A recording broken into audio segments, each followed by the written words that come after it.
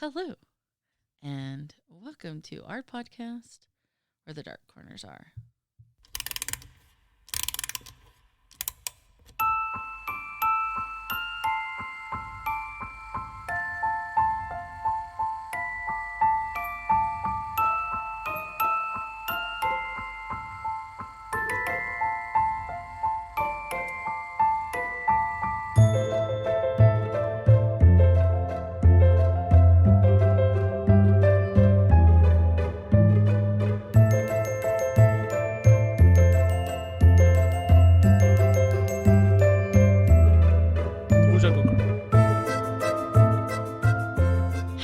Hello.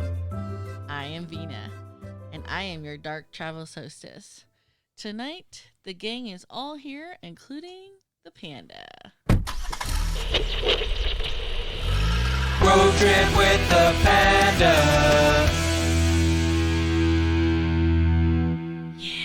Yeah, and friends. Yeah, and friends. I know. There's a full car here, I swear. So tonight's episode, which is released on December 7th, is in remembrance of the attack of Pearl Harbor in 1941. So this is a special episode in recognition of what would escalate to the United States getting involved in World War II. So prior to this day of infamy, as President Roosevelt will dub it as, the United States, for the most part, supported England, and Winston Churchill was doing his very best to get his bestie, President Roosevelt, involved. But the United States as a nation was divided. And one thing people need to understand is that presidents cannot declare war. Only Congress can. And in addition to that, we can only declare war against another nation if we've been attacked. That is in the Constitution. Now, President Roosevelt had a problem. The nation was greatly divided. Now, as commander-in-chief, he has total authority over the military. And what he does next is, in my opinion, a very controversial move. I think he did it on purpose. I think he knew exactly what he was hoping would happen. And what he does is he uses the idea of moving the entire United States Pacific Fleet to a very small harbor in the territory of Hawaii, because Hawaii was not a part of the United States as a state. And they basically weigh anchor and sit there. Why does the president of a neutral country move a very big portion of his navy to an unknown base in the middle of the Pacific near a potential enemy? That question is still being questioned and probed today. Vacation. Well, Hawaii is certainly beautiful. Yes. And back then, I can imagine beautiful it was being undeveloped in the 1940s. Just being a base for Yeah. portion of it. Correct. Now, the thing was, Roosevelt was told by many people, the British, other allies that weren't official allies officially because we weren't in the war, even the underground, I believe it was Korean agents told the United States, the Japanese are going to attack. So he knew it. The question was, or is still, did he deliberately put the Navy where the Japanese could attack to get us involved into World War II? And that's a mystery. And with the beginning of the United States, even the beginning of us getting into this war, that there are so many mysteries that occurred during World War II that remain a mystery to this day. Now, a lot of people don't understand or realize that Admiral Yamamoto, who actually studied here in America, he went to Harvard, he paid attention to American culture And one of the big things that he realized that Sunday mornings were America's sleep-in day. So it comes to absolutely no surprise that December 7th, which was a Sunday, was the date of fate chosen, because he knew that the United States, even its armed forces, would be sleeping in on Sunday. So, and it was said that he even watched to confirm that on Sundays of Pearl Harbor, the ships and stuff, they had spies watch and confirm that on Sunday mornings, the United States military was slow to get up and start moving. No program. Well, correct. No program. But more importantly, this all worked together in their attack of Pearl Harbor on that fateful Sunday morning, December 7th, 1941. Now, we officially enter the war immediately. The United States has been attacked. Congress is not going to be divided anymore. The United States is behind both Congress and its president. And it is said that this action has woken the sleeping dragon being the United States. But I do actually think it should be recognized that the British were towing the line, kicking ass, doing their best, and because of what they were laying down and doing, helped us, help them, help everybody win the war against the goddamn Nazis.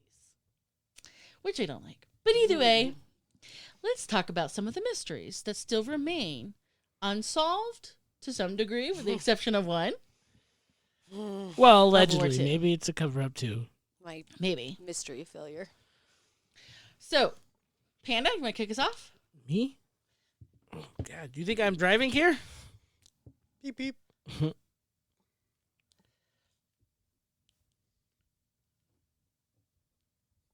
He was fascinated by what you were saying. He wasn't ready. I was listening. I was going to introduce that, but I was like, oh, I guess this is just her monologue. All right, I was like, I'm just going to let it go. I was just going to sit here.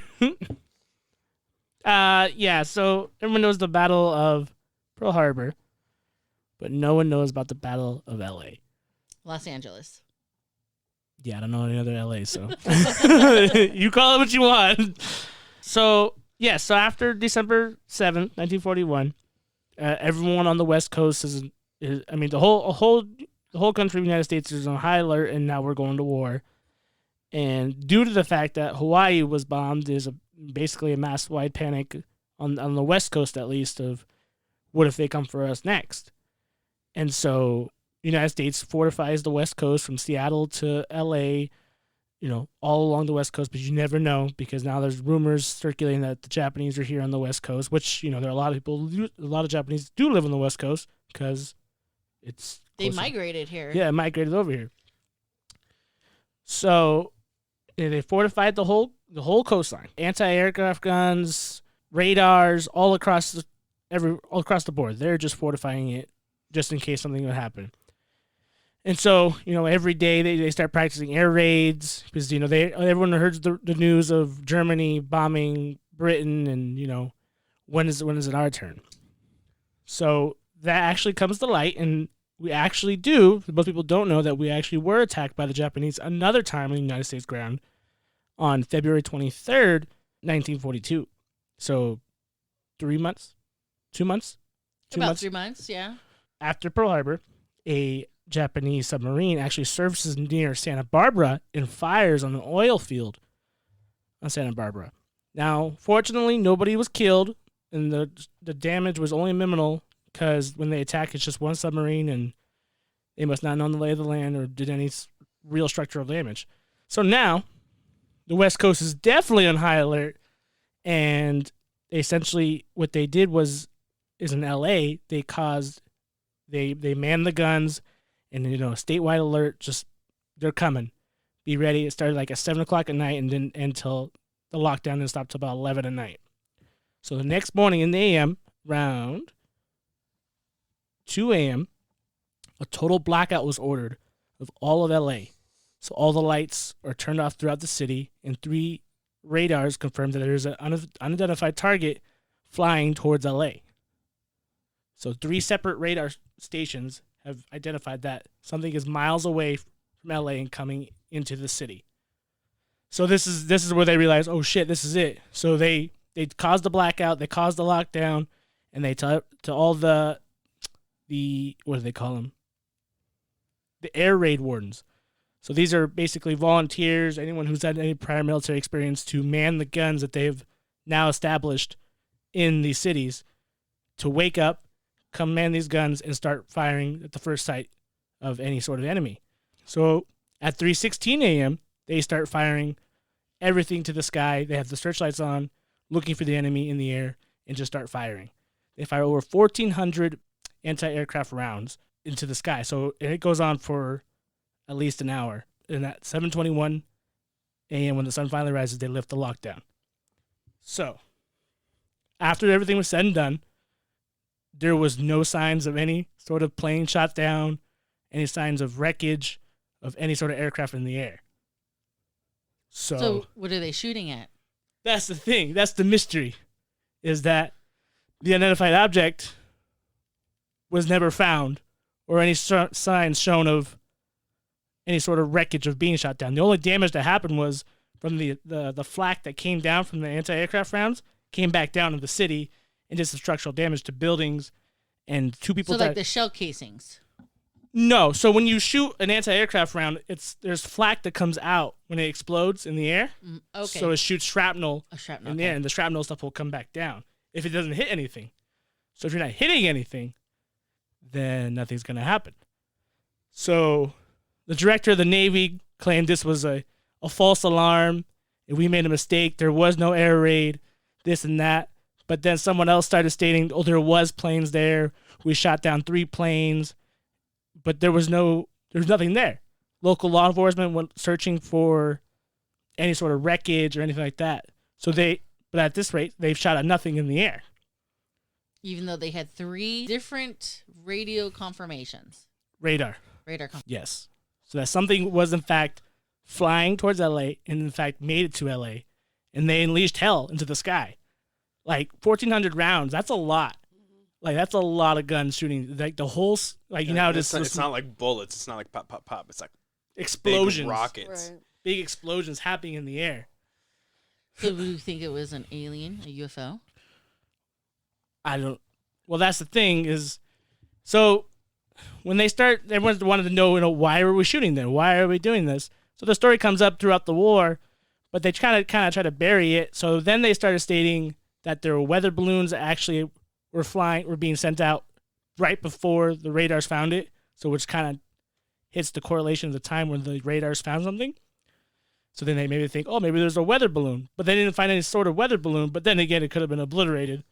But there are pictures taken. There, you see the spotlights looking in the sky and the explosions happening in the air. There's nothing there. So it's the beginning of the weather balloon coverage story, because we hear that same bullshit in Roswell later on. Right. So, and that's the thing. And then there's even this other picture where all the spotlights are confirmed on one spot in the sky, and it shows something being shot at, and there's lights of explosions happening, but Like it's hitting something? right, like there's only one object though. And that's a picture that they have, but they also said that could have been tampering to sell newspapers and stuff like that. Okay. So there's no determining what it could have been if it was there, but there was nothing there. They shot all that, but some of the soldiers claimed they saw planes in the sky, but also being woken up at 3 a.m, told to go shoot the sky and find something. You're gonna start seeing things. I'm gonna see some things. Especially with all the smoke starting to fill up in the air, you can't really see through. So, but Well, and being half awake and, like you said, then subjective to, that's not the right word, but to them saying, oh, it's a plane out there and you're terrified and your adrenaline's pumping, like, yeah, you could potentially create that in your all own the head. lights in LA went out. That's a scary thing just by itself. Just everything just turned off. Well, you know what the ironic thing is that we see stars where we are, right? Mm-hmm. Like legit, they never have all the lights off. What if it was just literally like some of those things are just stars that they've literally never seen? Because all the light, yeah. Because it's all reflecting and whatnot, Well, I don't know about that, but I do want to mention, this being a travel podcast, in San Francisco, the Marin County side, If you go across the Golden Gate Bridge from San Francisco on the Marin County side, there's a park. It's a state park that you can go and you can see the remnants of the fortifications that were built during World War II to protect the city of San Francisco. They also have a battleship parked down at the wharf that you can tour. Is that Or the carrier, Mm-hmm. something. But no one ever goes to it. It's behind Bodine's, but it's really cool. And so after the war is over, they actually asked the Japanese, did you send planes over? And they, to this day, denied that they ever sent planes or any sort of thing over L.A. because they did in Washington. Well, sure. I thought those were balloons too. They were balloons, yes. Okay, so planes. I'm Right. saying planes. Right. And Venus saying planes. Yeah, quote. So, and then people start speculating maybe it was a blimp sent by the Japanese but then it's like, That's kind of dumb. how could 1,400 rounds miss this blimp that's going so slow? But when the people were saying they saw planes were traveling over 200 miles an hour doing whatever. So, and that's the thing. So, it sounds like the director, I think it's called the director of the Navy, but he straight up says this was a failure and this was a mistake and we messed up. But then someone else steps up, like, oh no, there's something was there to justify the reasoning behind it. So either we fucked up or there really was something there, but whatever it was never came down unless they did find it and just covered it up Right. We scared the aliens off. with their big guns. Big guns. Just wait till Nagasaki and Hiroshima. Huh? That would be August 45. Okay, Polar Bear, what you got? What's your mystery? What's your World War II my mystery? is actually kind of funny because it's also covered up by weather. It's a discovery of an abandoned German military station. It is on Alexandra Land, an island in Franz Joseph Land, Arctic island, and it's 650 miles away from the North Pole, which isn't that far, but it is a secret Nazi base. Nobody knew about it, and any real research that we have about it actually comes from 2016. In 2016 was the first year that most of the snow melted to where they could actually go and investigate what's going on there. What the base was all about? Yeah, what the base was all about. And it was discovered by Russians in the 1950s that it was there. And here's a little shady thing is it was destroyed. It was discovered in 1953, but it was destroyed in 1958. And that was one of the red flags for me is if you're going to discover something on your territory that somebody used and it was abandoned by the time they discover it, why would you destroy it? Why would the Russians destroy Why it? would Right. the Russians destroy it? I mean, always, anytime any country occupies somewhere else, they just reuse the stuff that's already there. Correct. It's a base, it's got shelter, food, but You The know, cinder Russians- blocks. I mean, they're a whole nother thing, though, because, we saw in both world wars that they were just flip-floppers on everything, so there's no rhyme or reason to what they do. Right. right. And I mean, that was during, 1950s, during the Cold War, I believe. Right. They could have used They it for coulda their used own. it for something. Yeah, so now that we're investigating and in 1942, I think the base was established. It was called the Schatzgraber, German, which translates to treasure hunter. And that was actually really funny to me because it is one of the 10 weather stations that was built by Germans. So what they did was throughout the map, like the weather was a really big factor in World War II. Like Yes, it 'cause was. the Russians know their weather patterns, and it would hit somewhere in Europe, and the Germans were at a disadvantage for weather, so they set up different stations to measure, just be ahead of the game type of thing. And this is said to be one of them. It's said that like one of the interviews that I was reading, they said, "Oh no, this was only a weather station full of scientists, and that's it." But it was called treasure Yeah, hunt. it's called a treasure hunter. That's another red flag right there. Okay. And the more I read into it, the more I found out that the little secret goal of the Nazis because they were so fascinated by like myths and stuff. Like even the swastika itself, it doesn't come, from Germany. That's like an Indian It's Buddhist. Buddhist. Yeah, they pulled from all different symbol, yes. lores The symbol. to, inspire, to, build their empire and stuff and inspire their people. So they were actually looking for a Nordic artifacts like Thor's hammer type shit. Okay. They were looking for some, North mythology power type stuff in To harness. Yeah. So basically, we're talking Raiders of the Lost Ark, Covenant of the Ark power. Right. They're looking in the north for that. Right. And I mean, you're not going to find that on paper because that sounds pretty whack. But that's what the word is. They were looking for something because there's no reason to go out that far. I mean, weather patterns are great, but I don't think that's what it was. Especially naming a station Treasure Hunter. Right. So did they find anything of significance? So now that they were scavenging, they didn't find anything of significance, but they found enough to prove that it wasn't just a science station. So what they found was German mines, hand grenade fragments, cartridge boxes, cartridge for Mauser 98 rifles, boxes of MG-34 machine guns, which are those big mountain machine guns with the belts and stuff, parts of German uniforms, coats, socks, underwear, and all kinds of clothes, bunch of shells. So is this more than your average, this is artillery to protect, or is this something where they're defending because they're hiding something in it? Well, yeah, that was a good question, and I don't know. I don't think I ever solved it. That's why it's an unsolved mystery. We do find out that they actually used this station for their U-boats, their submarines, to stop there and refill or take a break or whatever. That was one of their operations is taking Make a rest stop for yeah, the make a U-boat? rest stop for the U-boats.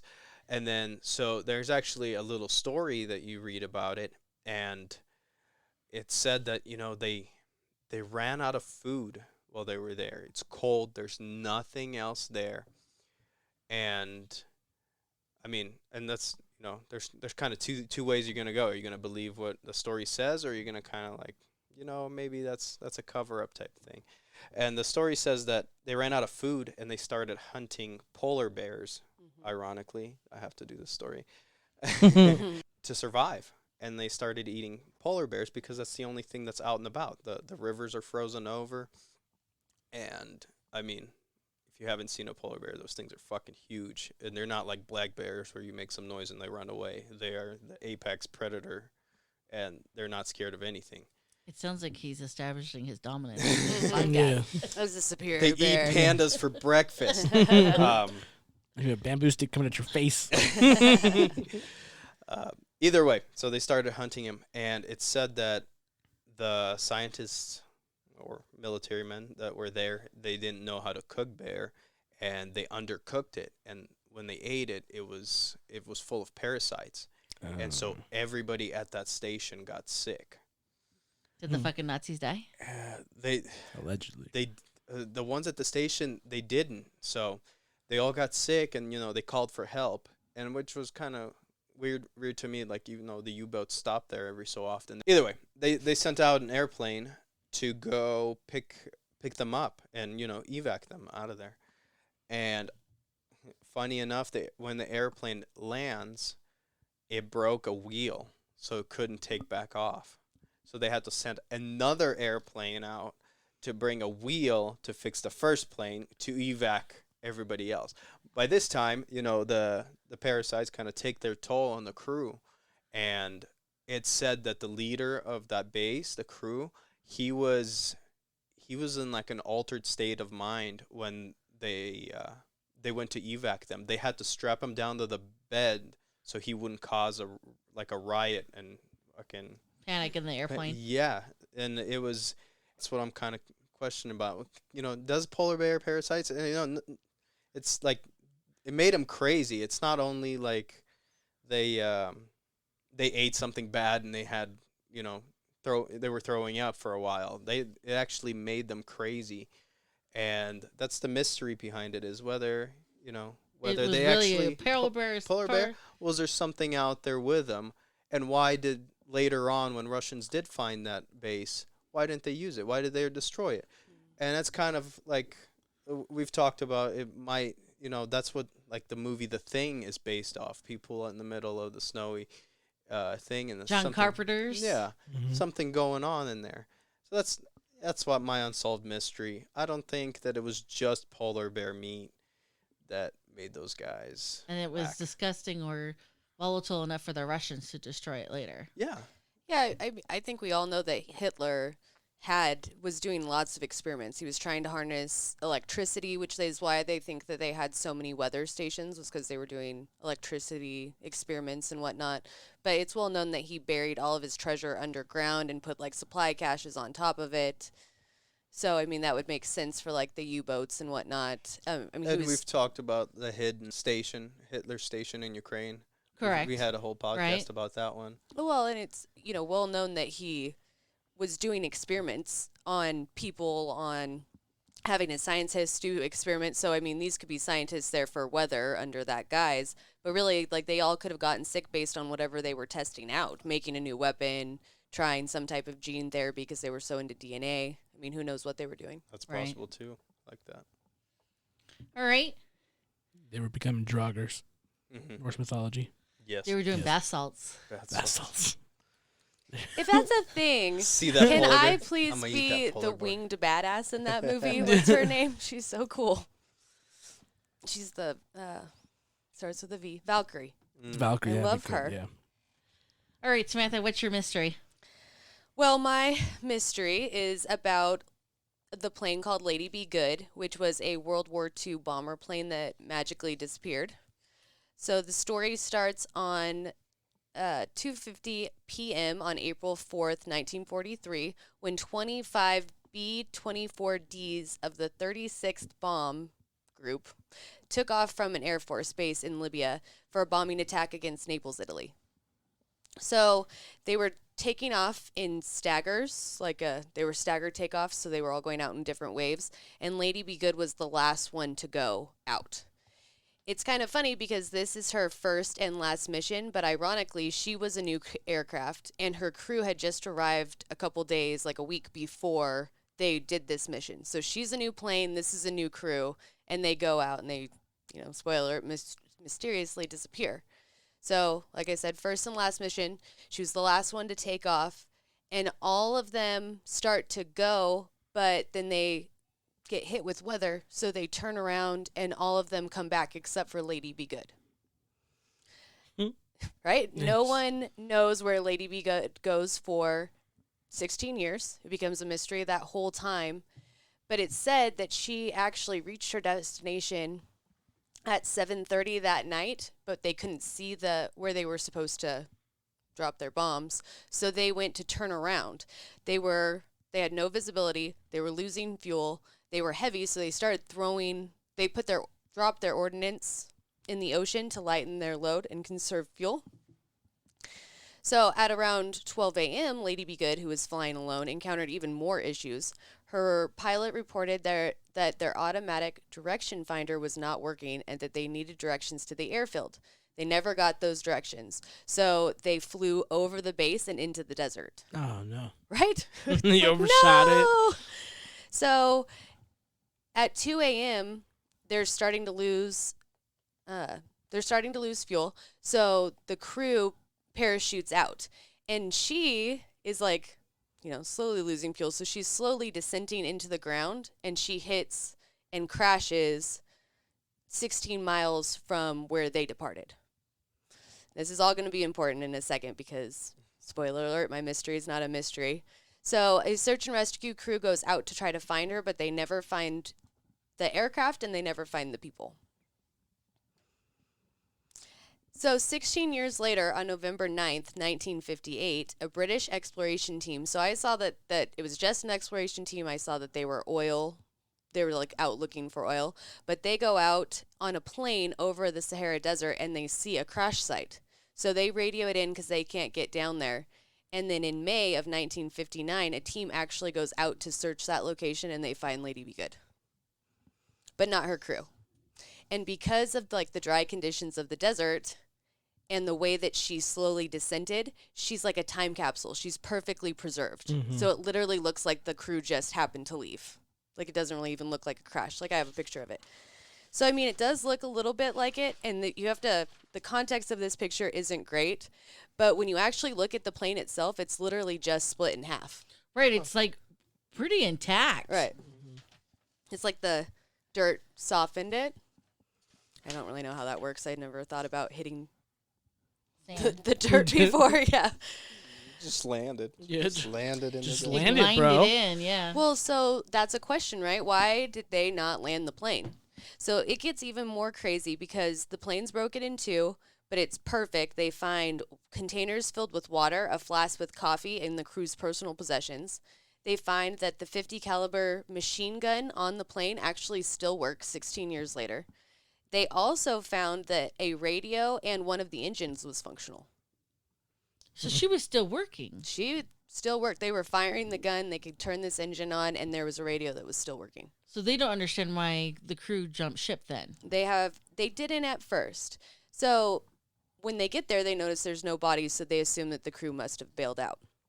So a year after this, a U.S. military team goes out to find the crew, but they can't find anything other than just like their personal effects strewn throughout the desert. Like they keep walking and they find more personal effects now that they know where to look. So in 1960, another British exploration team, because they're just killing it for us apparently, they find 5 members of the crew. The deceased bodies, I'm assuming. Yeah. And that prompted another U.S. search that went out and found 2 more of the bodies. So there's a 9-member crew. We've now found 7 of them. So then another British oil exploration team finds the 8th member of the team, but we never find the 9th. To this day, have never found the 9th. And that all 8 of them are actually buried here in the United States now. Oh.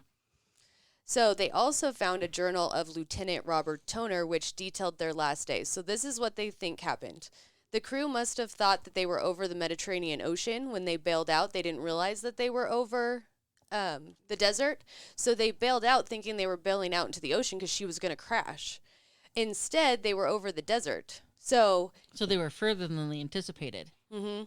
if they would have known that they could have just, if they would have known they were in the desert, they probably would have tried to land it, and then they could have survived. Because they had a radio, a functioning engine, and all of their supplies.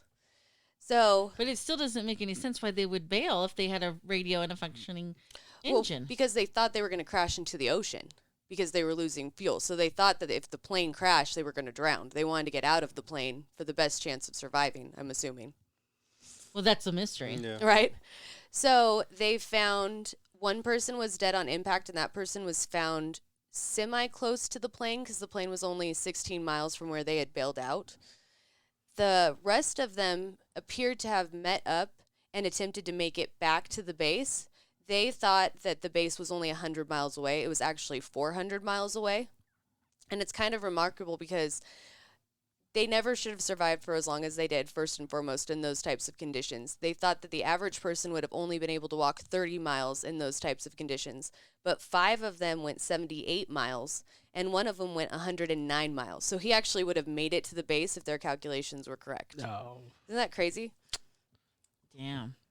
So yeah, so the only other thing that I have to say about that, because it wasn't a mystery, was I added in a different dark corner. So it's believed that the Lady Be Good's parts are cursed because they sent her parts back to the United States to be studied. And they actually, I don't know why you would do this in the first place. It seems like bad juju, but they used some of her parts on other planes. They recycled the parts? So the first one that got it experienced some type of propeller trouble. The next one ditched in the ocean, and I'm not 100% sure what that means, but I'm assuming like maybe crashed. Same the concept they tried to do. I'm assuming is they had to bail, so they had dipped in the ocean so they wouldn't get it. And Right. So the same idea, right? I would imagine. So that's 2 different planes. The third plane had Lady Be Good's armrest in it, and it actually had like Lady Be Good on that armrest. They put it into another plane, and that plane crashed into the Gulf of Sidra with 10 people aboard who were never found. and many of those parts from the wreckage actually washed up onto the beach, one of which being the armrest Oh that my says God. "Lady Be Good." Is that was Well, cool? that's I was like, good. okay, It's a Like, horror you can't film kill waiting to happen. us. right? I'm like, I didn't have a mystery, but I'll add a little creepy. Killer plane. So, my mystery is actually a very famous, and speaking of treasure mystery, is what happened to the Amber Room. So let's a little history of the Amber Room. What is the Amber Room? The Amber Room was actually constructed in 1701 by the King of Prussia. Now, Prussia is a country that no longer exists, but it was basically kind of like the west-south part of Russia and the northern east part of Europe. So that little pocket there. And construction for this room was in the Charlottenburg Palace in Prussia. King Frederick I, who was actually the first king of Prussia, had it done. It took 13 years to complete. And during a visit from Peter the Great, the Russian Tsar, he came to the palace and he was like, "This is nice." And in 1716, the King of Prussia, Frederick, had died, so his son is now king. William I actually gives Peter the Amber Room as a gift to cement their relationship with Russia, because they were like, how about we go to war against Sweden, King Charles VII, together? And Russia was like, sure, no problem. So William gives Russia the Amber Room, and they go to war against Sweden. But that's not important now. But in January 1717, 18 large boxes get packed up. They all go to the Winter House in St. Petersburg, Russia, and becomes part of this fabulous art collection. And over time, the czars and the wives start kind of doing renovations and making it grander. And in 1755, the Tsarina Elizabeth orders that this room get placed into the Catherine Palace in Pushkin, which is also called the Tsar's Village. And when this happens, they basically renovate, revamp. They add gold, they add gems, they add semi-precious stones.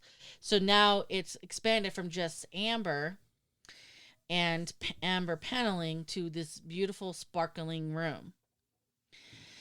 And the renovations continue throughout the 18th century. So by the time the 1800s roll around, we're talking a 180 square foot room that just basically glowed with amber and all of these gems and stones. By today's estimation, the room was worth $142 million. However, this was the Tsar's gem, the Tsarina's gems. So Tsarina Elizabeth used it for meditation. Catherine the Great used it to gather people together. And Alexander II was like, I'm going to use this place to put all my handmade trophies. Because, they congratulated themselves a lot. Mm-hmm. Now, this all changes a couple hundred years later with World War II. Everybody was familiar with the famed Amber Room. It was one of the gems of Russia. And thanks to Operation Barbarossa, the fucking Nazis, when they decided to invade Russia with 3 million German soldiers on June 22nd, 1941. So this is before Pearl Harbor. They basically here's our checklist. Here's the prizes we want. Let's go get them, guys. And so they start looting Russia. And on top of the list is the Amber Room. And part of the Germans' thinking is that we made it. It should be for us. Because, again, this pocket that I referred to earlier is part Germany, part Russia combo. So that's what Prussia was made of. So the Germans, relying on their history, was like, we did this, we're taking it back. Well, also, the Nazis were assholes, and so they just thought that everything belonged to them. Yeah. Correct. We're going to make this wonderful world, this utopian world, so we get all the good stuff. So when the Nazis move into Pushkin, the curators and officials were like, what the fuck are we going to do? And they initially start trying to remove the amber from the room, but over time, the amber actually had ended up drying and getting brittle. So when they started to move like the paneling, the amber was breaking. So what they did was they're like, you know what? We're just going to bust out some wallpaper and we're going to paste over the amber. To like hide it? Correct. Okay. Just clarifying. And I swear I read or watched something, because the Amber Room mystery has always been one of those mysteries I've always kind of like YouTube videoed or listened or read up on anytime I saw an article. I swore like the first time they entered this particular palace, they actually managed to convince the Nazis this wasn't the right room. But the second time, the Nazis were like, no, this looks fake. And they start peeling off the wallpaper and start seeing the amber behind. So the Nazis ended up taking it all down. And I mean, and they do it quick. They do it within 36 hours of determining this is it.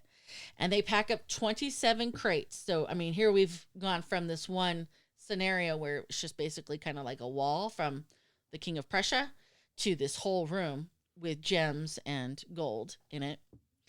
And they ship it to Kongensberg. I'm without a doubt butchering that. But they ship it to the castle in Kongensberg, Germany. Today it's known as Kaliningrad, Germany. Now, there, of course, the fucking Nazis, of course, are elated. They decide they're going to make this kind of like a museum. And the director of the museum is a gentleman by the name of Alfred Rode.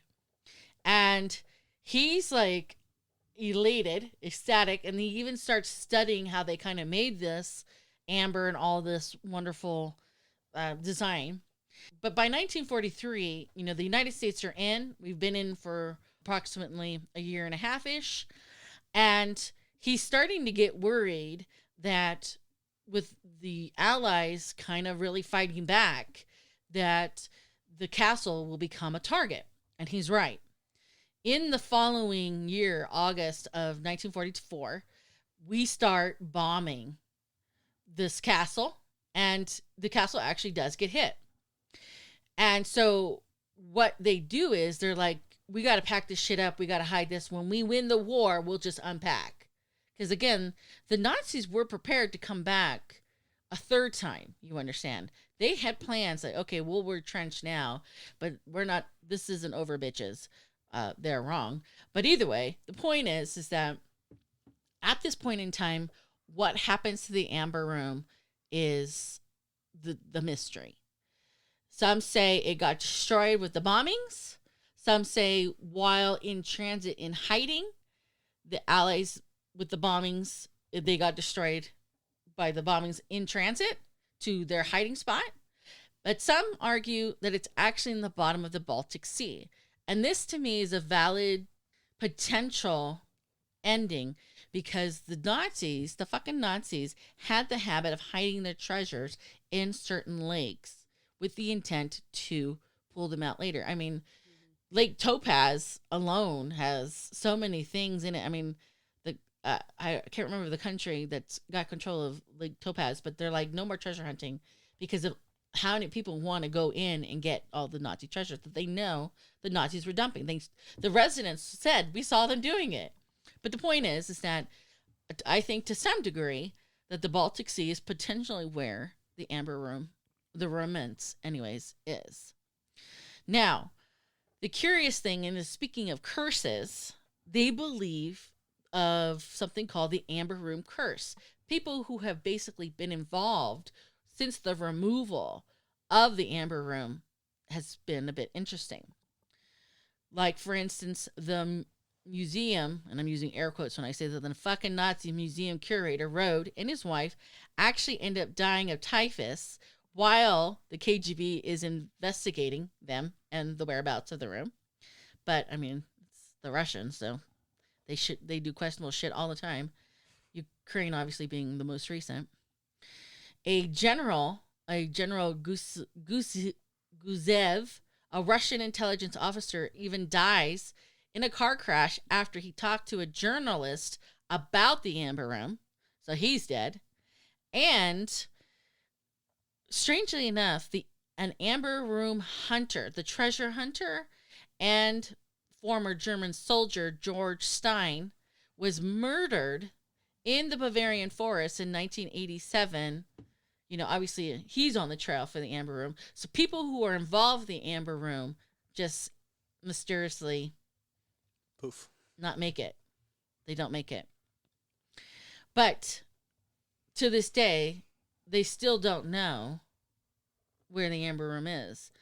They did, however, a couple of years ago, they came across a gentleman who was trying to sell an authentic panel of the Amber Room. And of course, international police, Interpol, are on this type of thing because they want to return the treasures to the correct owners. But more importantly, when they found this guy, this German guy trying to sell this amber piece, he's like, look, my dad was a German soldier. He was a fucking Nazi. So what they think happened was Daddy, when he was packing these crates up, was like, one for us, two for me. One for us, two for me, kind of scenario. And the family just kind of kept it hidden all this time. So they are finding remnants of the Amber Room, but they're not finding it in quantities. So, and it's entirely possible that's exactly what happened. One for the Nazis, one for me, kind of scenario. And that's how come they're finding these little pieces. But that's the Amber Room. And to this day, it's gone missing. So that's it. And I mean, there's so many. We did actually have our choice of pickings for mysteries. Yeah, the gold train would have been a good one too. Yes, the gold train. Are you familiar with the gold train? Judging my face, I'm gonna go with no. This is not I'm a assuming visual it medium. has Nazi gold and a Nazi train, Right. so and it's gone. It's probably in Right. some lake. Probably Lake Topaz. I mean, who knows? In fact, they just recently discovered a cabin in the mountains that they believed was built in World War II and Nazi. Here's my Occupied. thing. So when they say they just discovered, I feel like someone accidentally let it slip, and now they have to announce, "Oh, we just discovered." Right. Because there's no way all of this is still missing, and no one knows a single thing about it. 80 years later. Right. Because it's within the 100-year mark. So, I mean, just 100 years ago, we were if it was 1920s now. Right. And so this is the end of World War One, and the Germans are held accountable for Fucking that up. Correct. And so it's the beginning of the Great Depression for them. We don't hit the Great Depression, I think, until 1928, October 28, 1928. You know, that's when the black market crashes for us. But the black point, market. I know. I was like, Hold what? on. I was like, Stock market. hold on. The stock America market. wasn't selling organs yet. Hold on. Well, and to be clear, they stole a lot of currency, especially from the Jewish people, obviously, because they were so thrifty with their money. They had a lot of jewelry and gold and stuff. Like, they knew how to, like, invest and hide their money in jewelry and whatnot. But then the Nazis stole all that. But like you said, coming out of World War I into World War II, they were so bankrupt and in such a bad place. They were burning their money in the wheelbarrows full because they weren't heat. worth anything, and they needed the heat. Yeah, so and war, let's be clear here, is very prosperous to countries, and he knew that. So when he's raiding stuff, he's trying to I think to some extent he's greedy, but he was also trying to prop his country up. Like, if we win, we need all this wealth, because if we lose, And we also need to pay for everything. well, and also if we lose, we need all this wealth because we have nothing. Yeah. Right, and that's why I think they were sending a lot of things to South America, was because they intended to counter the defeat of World War II. They were intending to plot and use the resources in South America to start another war, or convince South America to come after us. or establish another type of nation there. Yeah, his plan was global domination. He had no intention of stopping. He was really hoping that war was going to save him and he was going to reign supreme. And one of the shocking things, and I did not even just know about, but was floored, was they had Nazi clubs in South America, but basically all over the world. They had the youth clubs everywhere. It was a good thing to be a Nazi. Right. But it's like, are you fucking kidding me? Even in America. Yeah. Oh, but history repeats itself. When we were, the white man was trying to explore the Americas, I mean, they left outposts everywhere, right? So he just did very much the same thing. He put outposts everywhere. And then he hid things under them. Right. And now we're still trying to find it all up, dig it all up. Where's this? Where's that? Where's the Amber Room? Yeah, they believe we have no idea what's out there. It's in America next to the founding spot of the Book of Mormon. You think so? Yeah. Oh, no. Well, and it doesn't help that they were masters at architectures, and they had thousands of slaves at their disposal to build whatever they wanted to be built. I mean, it was slaves that built his thing in the Ukraine. Yeah, the underground bunker. Yeah. Yes. So, I mean, we don't know about all the bunkers that the slaves were forced to build. And that to some degree, I think that's when they were retrenching and pulling like the gold train in the Amber Room. I think there's one or a few that we haven't found. And after 80 years, people have just grown, wildlife has just grown over. Someone's found it. Yeah. Someone's found it. They just don't want to tell us. They're being stingy. They have their own Amber Room. Yeah. They've rebuilt They it. cook eggs in there or something. Stir my own amber. Yeah. With blackjack and hookers. Well, it's a mosaic now, though, because the amber was breaking. Oh, they were yeah. taking it down, so. So that's it. These are just a few, very few mysteries of World War II. But we do also want to recognize and appreciate an appreciation of all those who have served, and continue to serve our nation. Facebook. Facebook. And we have a Facebook page where we actually are starting to do something kind of fun, I think. We're starting to do surveys. Which, the polls? yeah. Nobody likes surveys. Yeah, I was gonna no one say, likes that the word sounded survey. like a time-intensive thing. Yeah, it's like, Okay, well, we're doing polls. We'll do them. Yeah, Yay. we'll do surveys. Are you satisfied? With your service, your podcast service. The only answers are sometimes strongly agree and agree. Know how many times my bank popped up like, hey, do you like our app? Get out of here. I'll rate you later. Yeah, I'll rate you later. And then, then I start to worry, like, are they going to start paying me less or taking my money Your bank away? pays you? No, like, Oh, yeah. They started charging me pulling more. part of my paycheck away. Like, you didn't rate our app. Oh, gosh. But in the meantime, after you take one of our polls or surveys, you have a topic or serial killer or holiday something you'd like us to cover, send us requests at Facebook page. at where the dark corners are at gmail.com. Oh, yeah, sure, that too. Polar Bear's favorite, or Panda Yes, Bear's I know it's favorite. Polar Bear's favorite. It's easy just to Email click address. the Facebook button and go to the page and say, hey, can you do this? I would say you gave him the opportunity, and he was like, not the email. Yeah. I just Swerved on suggested you. how to do it. Just go on there, say, hey, this guy's kind of cool. I haven't looked into it, or if you would look into it and tell the world about this guy, that's all you got to do. All right. Final thoughts, Panda. Don't put your ex on there. I'm not going to research her Okay. or him, dead or alive. I don't know. Just remember that our stories are researched but not complete. So please look into them some more. And if you know something else and something cool, leave a comment. Let us know where we fucked up, or there was other fun facts that you found out about it, or more recent discoveries on our topics. We would like to know. Samantha? Well, my final thought would be a suggestion, a recommendation, since we talked about Nazi mysteries today. There's a scripted show called Blood and Treasure, and their whole first season is about a Nazi mystery, which is kind of fun.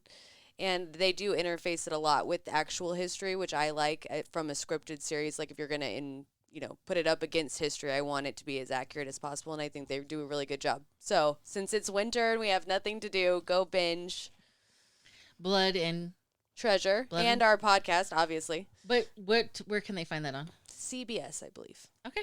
Blood in, blood out too. Oh, okay. It's L.A. Oh, I think it was on L.A. It's LA now. All right. So until next time, please remember, only the few can find the beauty in the darkness, which is why we hope to meet you where the dark corners are.